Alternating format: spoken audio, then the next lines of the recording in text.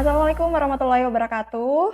Halo Sobat Kemenuk Bangga BKKBN Sulbar, selamat datang di podcast Karewana, Keluarga Keren Berwawasan Kependudukan dan Pembangunan Keluarga. Podcast yang membahas mengenai isu-isu kependudukan, pembangunan keluarga, dan pencegahan stunting.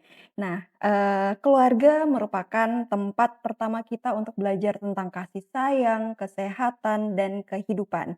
Nah, di Sulawesi Barat sendiri ada satu gerakan hebat yang sedang dijalankan, di mana gerakan tersebut sebenarnya membantu kita memandang tentang pendampingan keluarga itu yang seperti apa sih, yang bisa membantu keluarga-keluarga di Sulawesi Barat untuk tumbuh lebih sehat, lebih tangguh, dan bebas stunting tentunya.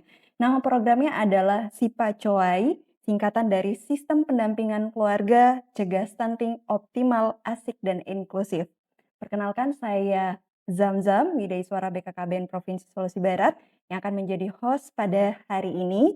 Dan hari ini kita akan ngobrol langsung dengan sosok di balik transformasi besar ini, yakni Bapak Reski Murwanto, Kepala Perwakilan BKKBN Provinsi Sulawesi Barat. Selamat datang Bapak di podcast Karewana. Selamat datang Mbak Zamzam. Sepertinya ini kali kedua ya Pak ya? Iya.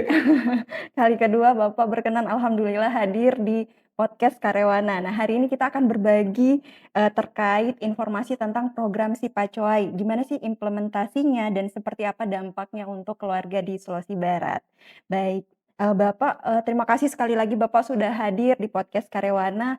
Boleh diceritakan Pak, sebenarnya ini program SIPA-COAI ini seperti apa dan kenapa disebut bahwa program ini sebuah transformasi, bagaimana kita bisa melakukan pencegahan stunting di Sulawesi Barat? Ya, terima kasih Mbak Zamzam, ini pertanyaan sangat bagus ya. Jadi ini program SIPA COAI ini adalah tadi seperti Mbak Zamzam sampaikan bahwa ini merupakan sistem pendampingan keluarga, cegah stunting, optimal, asik dan inklusif. Dan di sini adalah merupakan inovasi dari kami kembangkan di Sulawesi Barat, di BKKBN Provinsi Sulawesi Barat. Hal ini untuk apa? Ya, untuk memperkuat para penyuluh KB ya. Sebelumnya mereka sudah ada sistem tapi masih belum terintegrasi.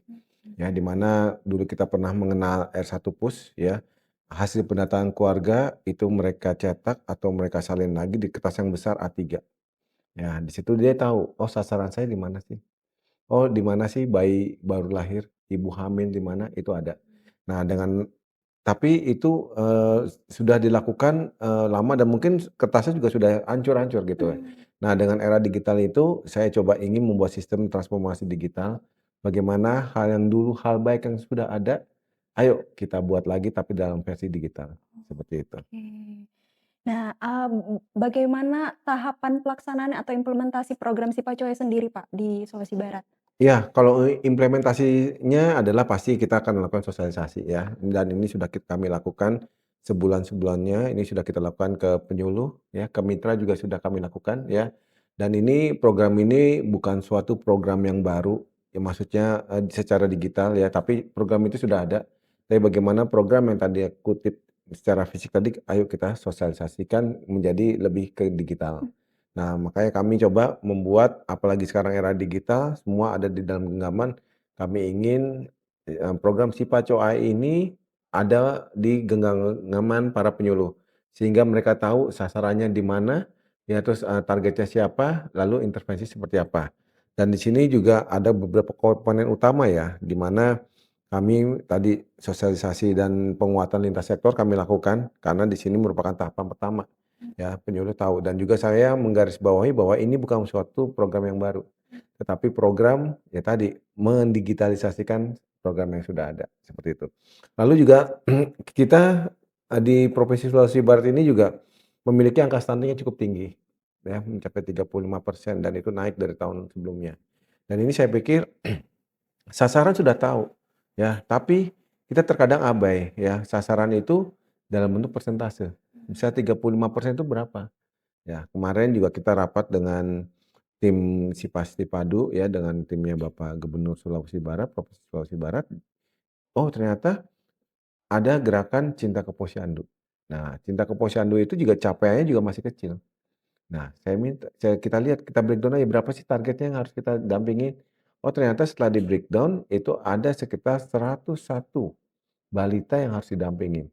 Kalau kita asumsikan, proyeksikan plus ibu hamil dan juga mungkin ibu menyusui, ya kita anggap saja 150 yang menjadi target, yang sasaran yang diintervensi.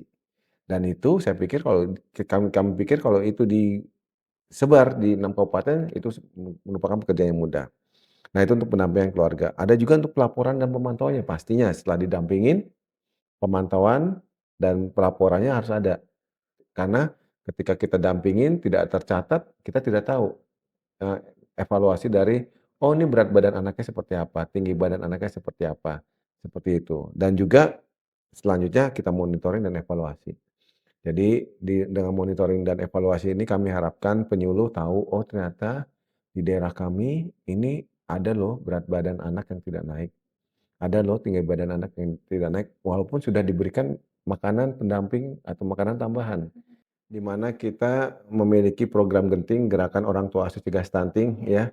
Di situ seharusnya kita bisa lihat berapa sih yang sudah kita kasih makan, berapa sih, yang sudah diintervensi ya. Dan kemarin, kejadian juga di Kecamatan Simboro di Rangas, ya penyuluh kita ternyata dengan hadirnya si Pacoa ini terdetek ya. Jadi dia membawa 3 anak yang ada di daerah binaan dia, wilayah kerjanya, ke Rumah Sakit Umum Regional Mamuju. Nah, di situ kita ketemu dengan dokter anak, spesialis dokter anak, dan ternyata alhamdulillah Kabupaten Mamuju ini salah satunya rumah sakit yang mendapatkan rujukan stunting. Jadi dengan, keluarga-keluarga itu bisa dirujuk dengan BPJS, seperti itu. Dan ternyata benar, setelah dikasih makan selama 1 bulan berat badan tidak naik, ternyata kita temui 3 anak ini. Pertama cuman kurang nutrisi saja 2 anak yang lain ya, jadi tinggal ditingkatkan saja nutrisinya. Yang satu ini nih yang tanda kutip jadi perhatian, kenapa? Karena dia berusia 2 tahun tapi ternyata berat badannya 8 bulan. Akhirnya setelah dokter tes dan di ronsen di toraks ya, lalu fesesnya juga diperiksa, apakah takutnya cacingan, ada urin segala macam, ternyata dia TBC. Nah, di sinilah program itu sebenarnya bisa berkolaborasi. Tidak mungkin ketika TBC dikasih makan terus akan menjadi, tinggi berat badannya sesuai, tapi bagaimana kita harus memperbaiki dulu TBC-nya sambil ya tetap diberi makanan yang bergizi gitu. Kalau tidak TBC tidak diperbaiki atau penyakit penyerta tidak diperbaiki maka, akan setengah mati untuk menaikkan berat badan atau tinggi badan, seperti itu. Jadi, itu menjadi satu kesatuannya kita sudah lakukan sosialisasi, pendampingan keluarga berisiko stunting, lalu juga ada pelaporan dan juga pemantauan, dan terakhir tadi monitoring dan, evaluasi serta umpan balik. Wah, ini programnya sangat komprehensif ya, Pak, ya. Iya, Bukan hanya diidentifikasi, tapi ada tindak lanjutnya. iya, Tadi yang sampai fasilitasi rujukan juga, iya, dilakukan dari hasil pemantauan tadi, Pak, iya, ya, berbasis digital dan kemudian monitoring. Nah, yang menarik, dari program Sipacuai ini, dari transformasi teknologi yang digunakan, Pak, di program Sipacuai ini. Boleh dijelaskan lebih lanjut, Pak, terkait, pelaporan digital ataupun tools yang digunakan dalam program Sipacuai ini seperti apa? iya. Terima kasih Mbak Zamzam. Jadi memang si Pacoa ini adalah merupakan program transformasi digital. Tetapi program ini bukan menambah sistem baru, Mhm, tetapi bagaimana kita sistem yang sudah ada terintegrasi. mhm. Ya, kita tahun 2023 sudah membuat rapor penyuluh KB ya, di mana di situ seharusnya penyuluh tahu rapotnya seperti apa dari, target-target kinerjanya. Karena di situ mereka menginput hasil kerjanya melalui SIGA, Sistem Informasi Keluarga dan LCMIL. Dan di situ nanti, hasil inputan itu masuk ke dalam, aplikasi, raport, yang tanda kutip raport juga bukan sesuatu hal yang baru, yang tanda kutip mengambil data inputan dari SIGA dan LCMIL.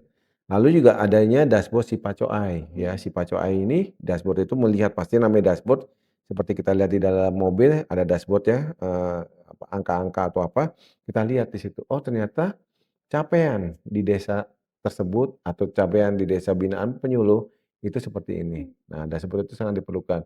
Oh, sudah ada bantuan genting, itu diperlukan. Jadi kelihatan, effort-nya atau progresnya seperti itu. Dan juga ke depan juga mungkin kami akan coba untuk WA Bot ya, di mana, sekarang semua ada di genggaman ya, penyuluh tinggal klik pakai jempolnya saja itu bisa bisa misalnya jumlah balita di desa Bambu misalnya, Mmm. di dusun Bambu, oh ya sekian. Nah itu di mana nanti tinggal langsung penyuluh langsung masuk ke RDK, Rekap Mmm. Data Keluarga. Di situ Mmm. ada data BNMB address ya, jumlahnya berapa, di daerah mana, komposisinya segala macam ada. Karena itu merupakan data hasil pendataan keluarga yang tadi di-input oleh, para penyuluh, seperti itu. Jadi sistem-sistem itu kita coba bikin, masukkan ke dalam landing page dan tanda kutip ketika di handphone dia cuma satu layar aja bisa semua. Jadi tinggal klik klik klik klik, seperti itu. Nah itulah sistemnya, jadi bukan, "Wah Pak ini sistem baru, bagaimana nginput?" Nggak, jadi ini tinggal kita maksimalkan penggunaan handphone yang sudah digunakan oleh penyuluh, ya udah tinggal kita bisa monitoring semuanya. Oh, wow, luar biasa. Ini menyederhanakan kerja-kerja penyuluh KB, kemudian keluar dari rumah itu pasti mereka udah tahu nih, Pak, ya, Tahu sasarannya sasarannya, siapa, iya dan ada di genggamannya mereka gitu, iya Pak. Oh, wow.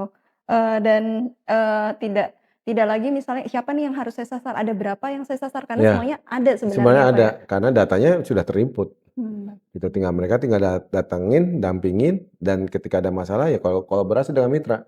Karena kita Mmm. dengan stunting ini nggak bisa kerja sendiri, harus dengan mitra. Oh ya dengan apa, sekarang ada dengan SPPPG ya, dengan apa, makan bergizi gratis ya. Iya. Ya kalau bisa kita dapat, apalagi ada program 3B ya, seperti itu. Atau enggak, oh kayak tadi, oh ini masalah nih, kita rujuk ke dokter spesialis anak. Spesialis anak langsung, oh ini harus ronsen torak, harus ini.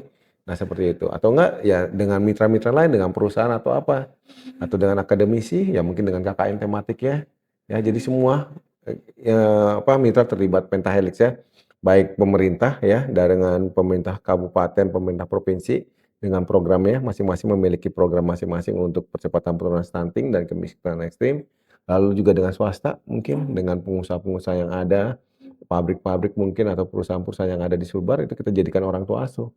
Ya, atau enggak membuat jamban, janin, apa, jamban, apa, sanitasi dan juga, rumah mungkin diperlukan dan juga ada juga mungkin dengan akademisi, ya tadi KKN tematik, bagaimana mereka ketika membawa, apa, mahasiswa ke KKN terus membantu desa tersebut, seperti itu.